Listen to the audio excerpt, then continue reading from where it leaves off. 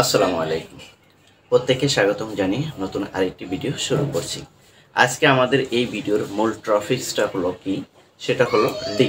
আমরা জানি যে ডি, এই ডিটা কয়েক ধরনের সাউন্ড করে থাকে, রাইট? ডিটা দুটা সাউন্ড করে বাংলায়, একটি হলো ড আর একটি হলো জ, রাইট?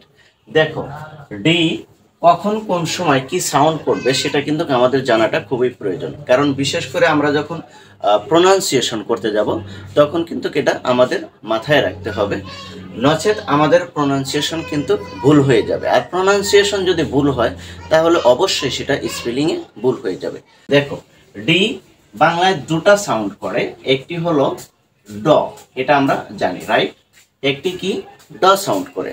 ডি দুটি সাউন্ড করে, একটি হলো বাংলায় ড এর মতন সাউন্ড করে, আর একটি সাউন্ড করে ডি, সেটা হলো জ, রাইট? এখন দেখো, আমরা ন্যাচারালি শুধু ডি কে ড হিসেবেই ব্যবহার করে থাকি। এক্সাম্পল দিলে তোমরা বুঝতে পারবে। যেমন দেখো, ডেইলি, রাইট? এখানে দেখো ডিটা কিন্তু এই ড হিসেবে ব্যবহার হয়েছে, রাইট? ড সাউন্ড করছে। দেখো এখানে ডিটা কিন্তু ড সাউন্ড করেছে। এবার দেখো এক্সাম্পল যদি আরেকটা দিই তাহলে দেখতে পারবে, তাহলে আরেকটু ভালোভাবে বুঝবে। যেমন ডিউটি, এখানেও দেখো ডিটা কিন্তু ড হিসেবে উচ্চারণ করছে, রাইট? এখানেও ডিটা ড হিসেবে উচ্চারণ করছে। আরেকটু দেখো, স্টাডি, দেখো এখানেও কিন্তু ডিটা কিন্তু ড হিসেবে উচ্চারিত হয়েছে, অর্থাৎ ড সাউন্ড করছে, রাইট? তাহলে আমরা ডিটাকে আমরা সবসময় শব্দের ভিতরে কিভাবে উচ্চারণ করব? ড হিসেবে উচ্চারণ করে থাকি, কিন্তু ডিটা কিন্তু আবার জ হিসাবেও সাউন্ড ক্রিয়েট করে থাকে। এটা কিন্তু আমরা অহরহ এটা ব্যবহার করি, কিন্তু এর সঠিক প্রোনাউন্সিয়েশনটা আমরা করি না।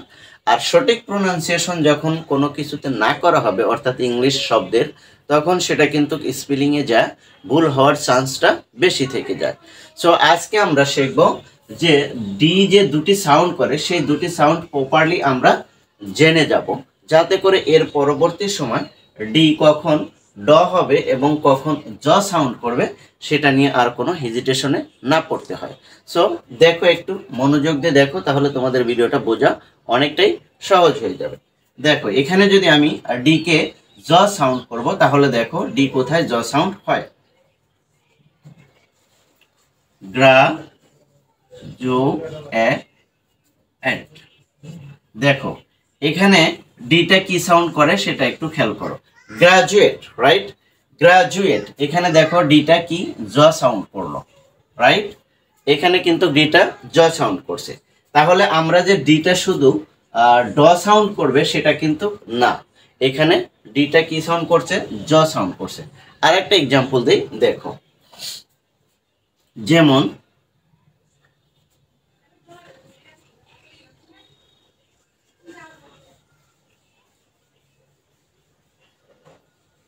দেখো এখানে কি লিখছি? Education, right? এটাকে আমরা সবসময় কি বলি? এডুকেশন, কিন্তু আসলে এটা এডুকেশন হবে না, এটা বাংলায় এরকম হবে।